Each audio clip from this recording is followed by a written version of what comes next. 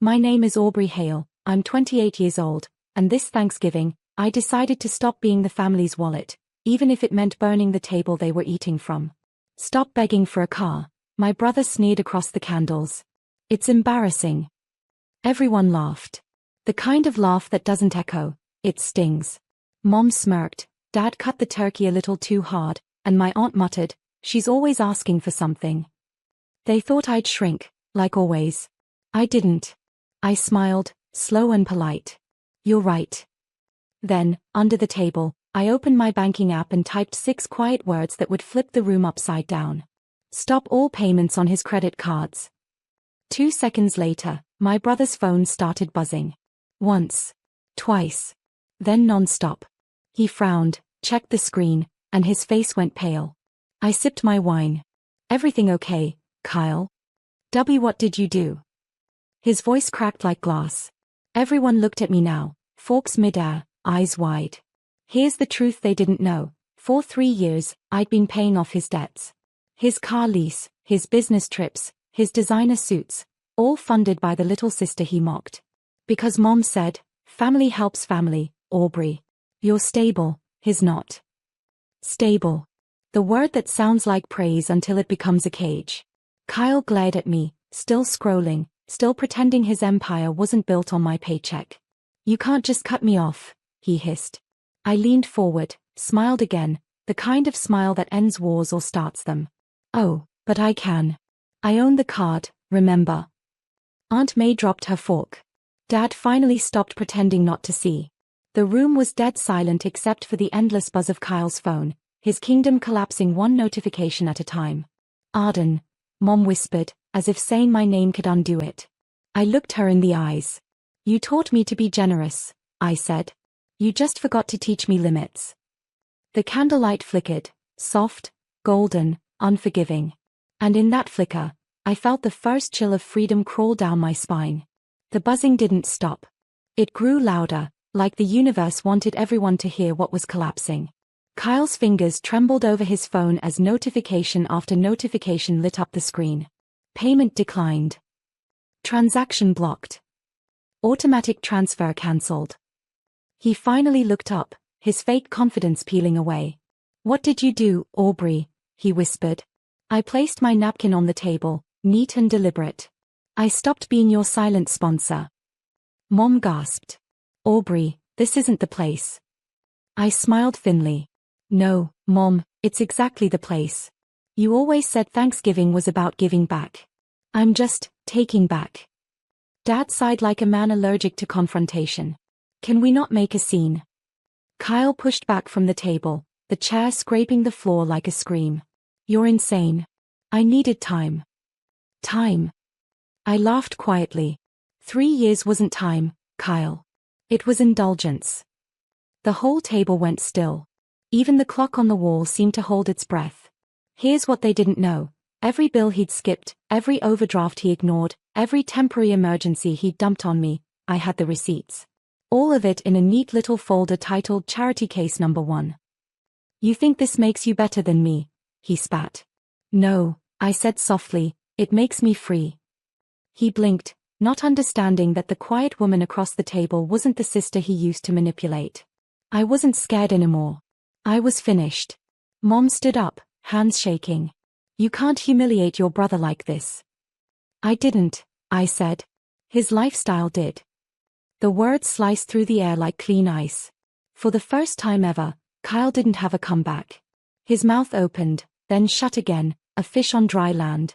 Dad tried to change the subject. Let's just eat. But the food had gone cold. The laughter, gone. The warmth, gone. Only silence remained, thick, electric, final. And in that silence, I knew, Thanksgiving would never taste the same again. After dinner, the storm followed us into the living room. The fire crackled, the only sound brave enough to exist between us. Kyle paced behind the couch, phone still in hand, his voice trembling between anger and disbelief. You ruined my life in front of everyone, he barked. I turned to face him, calm, steady. You mean I stopped financing it? His eyes flared. You think you're some kind of hero? You humiliated me. No, Kyle, I said softly. You did that the moment you decided your comfort mattered more than my peace.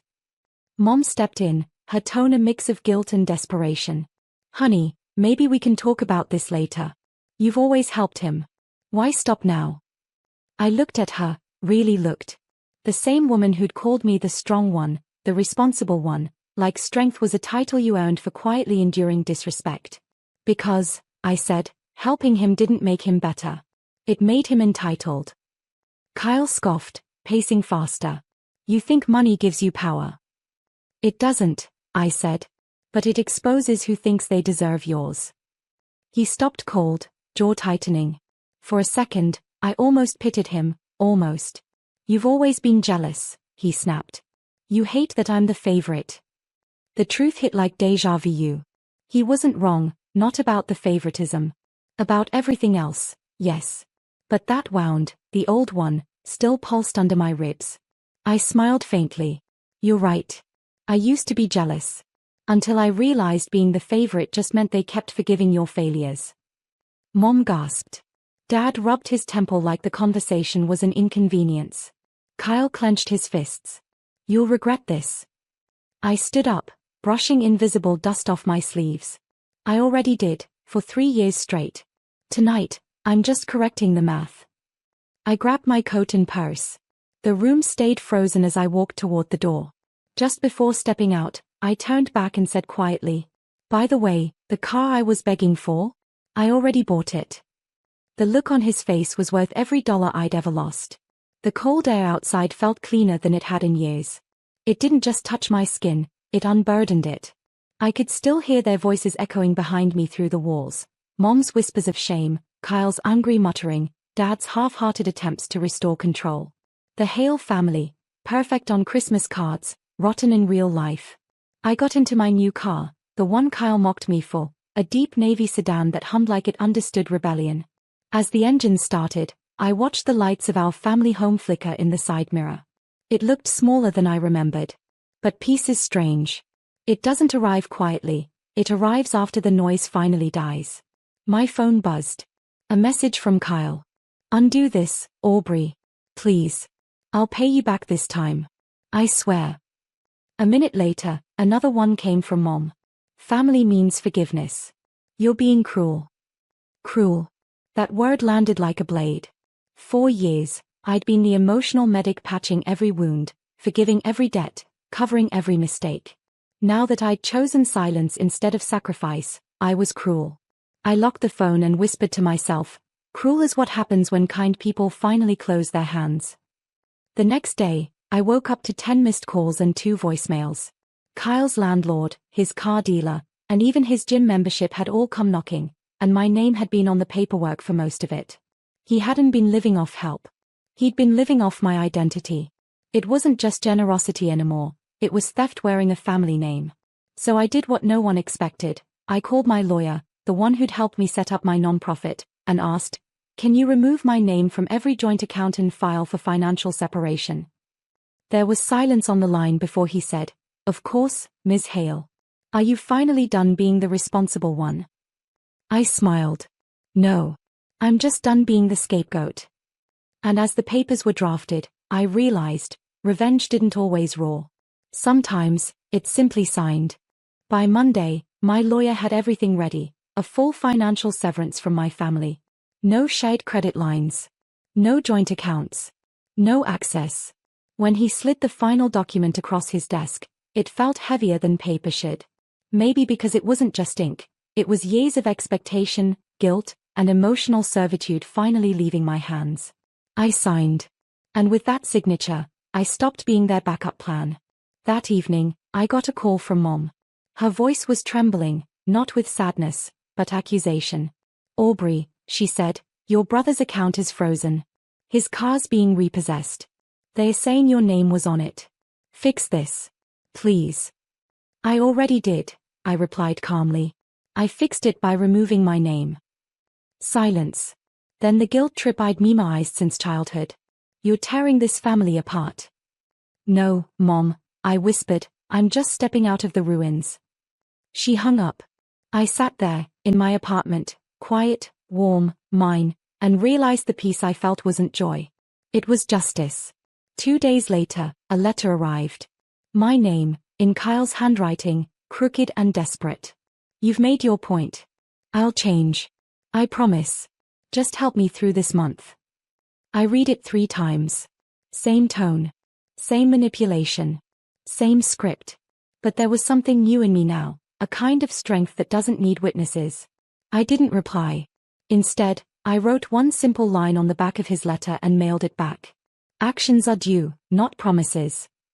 Then, like the final scene of a movie I'd watched too many times, I folded it, sealed it, and walked away from the mailbox.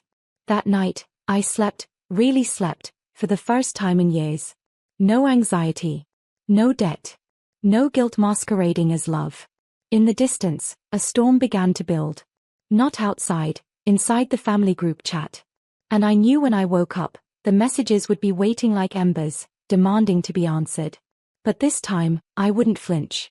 Because for once, silence was my reply. Morning light crept across my apartment, quiet and soft, the kind that makes you forget what chaos feels like. For a few minutes, I thought maybe they'd stopped. Maybe the storm had passed.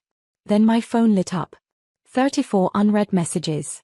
The group chat was burning. Mom, do you realize what you've done to your brother?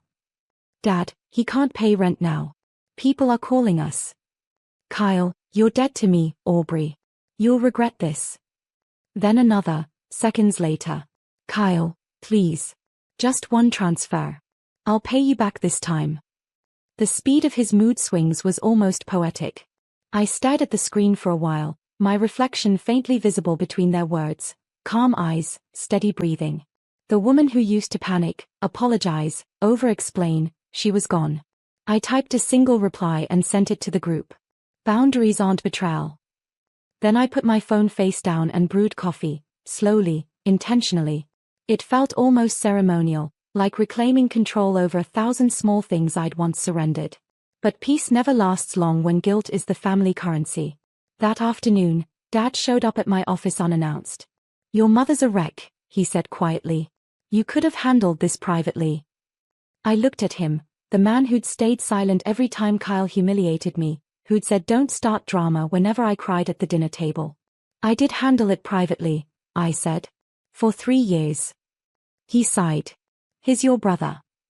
Yes, I replied, and I'm his lender. Or I was. Something in my voice startled even me, not anger, not pride. Just finality. Dad shook his head, muttering, you've changed. I had to, I said.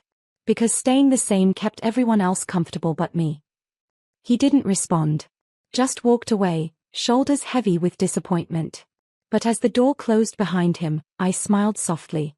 Because for the first time, his disappointment didn't weigh anything at all. By the end of that week, silence had replaced the chaos, but it wasn't peace. It was the kind of silence families use as punishment. No calls, no visits, not even a passive-aggressive text. Just absence. And yet, I didn't miss them. I missed who I pretended they were. Then, one Friday afternoon, an email came through from the family's old financial advisor, a polite message meant to sound neutral, but it wasn't. Ms. Hale, your brother has requested to merge previous joint assets. He believes you gave verbal consent. My chest tightened. Verbal consent? That was his new trick, manipulating bureaucracy like he used to manipulate emotions. I replied instantly. Any such claim is false. Attach all documentation and block his access immediately. The advisor called me an hour later, voice low. He's already tried to use your name on 2 new accounts. We've locked everything, but he's desperate. Desperate. The word didn't sound like punishment anymore. It sounded like karma. That evening, I drove past our old neighborhood. The house still stood proud and hollow, same Christmas lights from last year, same cracked mailbox. Through the window, I saw them, Mom pacing with her phone, Dad on the couch, Kyle at the table with his head in his hands. For a second, my chest ached. Then the ache turned into clarity. I parked across the street, watching the flicker of the living room light, and whispered to myself. You didn't destroy them, Aubrey. You just stopped saving them from themselves. It wasn't revenge anymore. It was revelation. Before I left, I texted Kyle one last time. You wanted control. Now you have it. Every bill, every debt, every consequence. Good luck. He read it immediately. No reply. I drove away without looking back, the reflection of that house shrinking in my rearview mirror, smaller, dimmer, irrelevant. The silence followed me home, but this time it didn't hurt. It healed. A month passed. No calls. No texts. Just the faint echo of a family learning the value of silence. Then, one cold morning, I opened my mailbox and found an envelope. No name, just my address written in familiar handwriting. Kyle's. Inside was a check. $8,420.17. No note. No apology. Just repayment, the exact total I'd calculated from years of his temporary loans. For a long moment, I stood there on my doorstep, the winter air biting at my cheeks, the paper trembling between my fingers. Not because I wanted the money, but because, for once, he'd done something without me asking. I walked back inside, made tea, and stared at the check on the counter. It wasn't forgiveness. It wasn't redemption. It was acknowledgement, the currency he'd never learned to pay. Later that night, Mom called. Her voice was softer this time. His trying, Aubrey. His, different. I smiled faintly. So am I. She paused. Will you come home for Christmas? I looked around my apartment. My own lights, my own warmth, my own quiet. No, Mom, I said gently. Not this year. But tell him, thank you. When the call ended, I took the check, slipped it into an envelope, and wrote on it in silver ink. Use this to start over. Separate from me. Grow. Then I mailed it back. Not because he deserved grace, but because I did. That night, I stood by my window watching the city glow beneath falling snow. I thought about all the dinners where I'd sat invisible, all the times I'd paid for peace, all the times I mistook silence for love. This time, the silence was mine, owned, peaceful, and strong. I whispered to myself, freedom isn't revenge. It's release. The kettle clicked off. The room exhaled. And for the first time, I didn't feel like the forgotten one. I felt like the author of my own ending.